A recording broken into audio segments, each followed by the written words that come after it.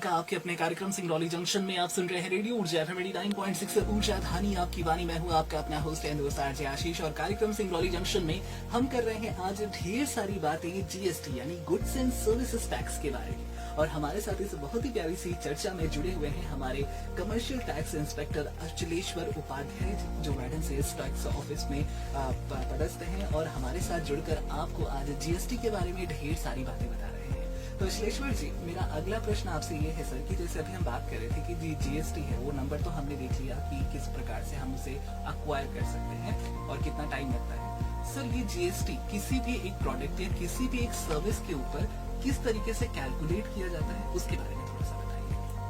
इसमें ऐसा है कि आशीष जब भी कस्टमर कोई गुड्स या सर्विस एक्वायर करने जाता है तो जो भी उसका सेलर है वो जो भी अमाउंट चार्ज करता है उससे, जिसे हम टैक्सेबल वैल्यू कहते हैं, तो उस टैक्सेबल वैल्यू पे एक सर्टेन परसेंटेज जो कि प्री डिफाइंड है, समय समय पे CBIC जो है central board of indirect tax and customs ये नोटिफाई करता रहता है कि इस पर्टिकुलर गुड्स पे कितने % टैक्स लगना है।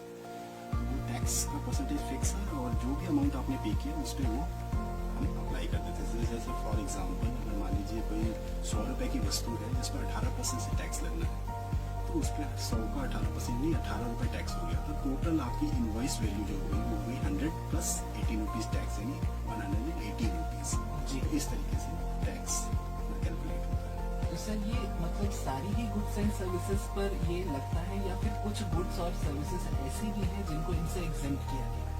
ओके, इसमें ऐसा है कि सरकार का एक ऐसा मतलब एक आउटलुक है कि जहाँ पे बहुत ही एसेंशियल कमोडिटीज जैसे कि खाद्यान्न हो गए या इवन इलेक्ट्रिसिटी, हम यहाँ जहाँ बैठे हैं वहाँ इलेक्ट्रिसिटी इज एम्पल अमाउंट में जनरेट होती है, लेकिन it's very sensitive for growth of a country, वो भी एग्जेम्प्ट है जी। इसी तरीके से कुछ ऐसी वस्तुएं जो कि सरकार को लगता है कि बहुत ही क्रिटिकल हैं, उनको एग्जेम्प्ट कर रखा है, मतलब उस पर कोई भी टैक्स फिर आज के दिन में नहीं लगता है जी।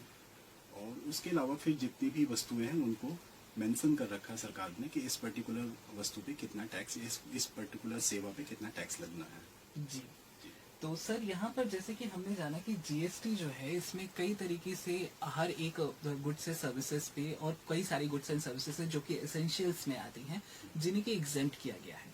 सर इसमें क्या कोई जीएसटी स्लैब भी है जिसके हिसाब से चीजों के अंदर जो जीएसटी टैक्स है उसको लगाया जाता है?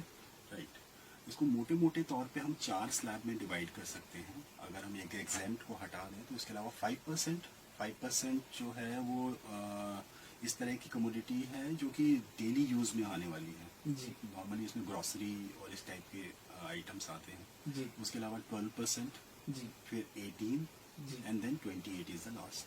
ओके, अब इसमें एक खास बात ये है कि कुछ ऐसे गुड्स भी हैं जिनको सेम गुड्स के नाम से जाना जाता है, जो कि सरकार चाहती है कि आप यूज ना करें, बट उसको बैन नहीं किया जा सकता, जैसे टोमेटो प्रोडक्ट हो गए या इस टाइप के प्रोडक्ट जो है, तो उस पर ओवर एंड अबव टैक्स जो कि 28% मैक्सिमम है उसके ऊपर सेस भी लग सकता है जी।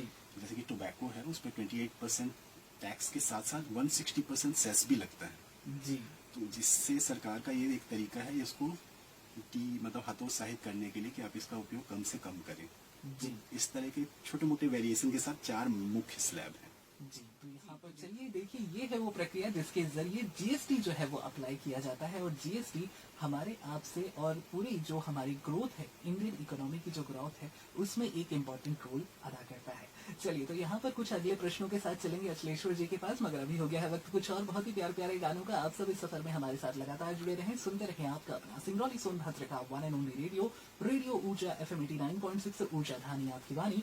आपके अपने होस्ट एंड दोस्त आरजे आशीष के साथ चल रहा है कार्यक्रम सिंगरौली जंक्शन।